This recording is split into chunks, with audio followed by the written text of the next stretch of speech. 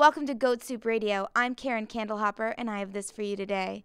In what may prove to be the single largest real estate transaction in modern history, the United States has traded the city of Detroit and $27 billion for the city of Montreal and a small mountain range that will be named later.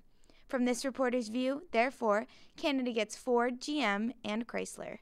The U.S. gets the Montreal Canadiens ice hockey team and a lot of French bread. Later that day, President Obama released this statement.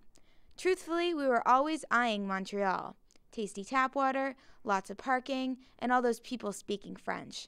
Not that I have anything against New Orleans, but when I pass into the next world, I sure don't want a bunch of strangers parading down the street at the back of my coffin, dancing like they got ants in their pants.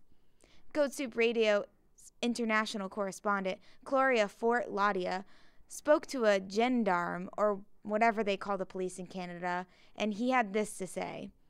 It took me 5 years to figure out how to say "you have the right to remain silent" in French. Now I have to say it in English? In Detroit, Councilman Gaston Nostag had this comment. Montreal and 27 big ones for Detroit, and you want us to change our license plate right before Memorial Day? You're crazy. Finally, Goat Soup Radio spoke to Harvey Little of Hollywood, California. The lead broker in this historic deal, he said, I always like everyone to come away with something. In this case, the United States gets a fantastic town with plenty of views, and Canada gets a nice fixer-upper with enough cash to hire every contractor on Angie's List.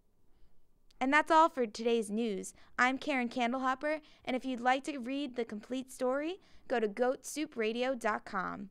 Good night, Steve.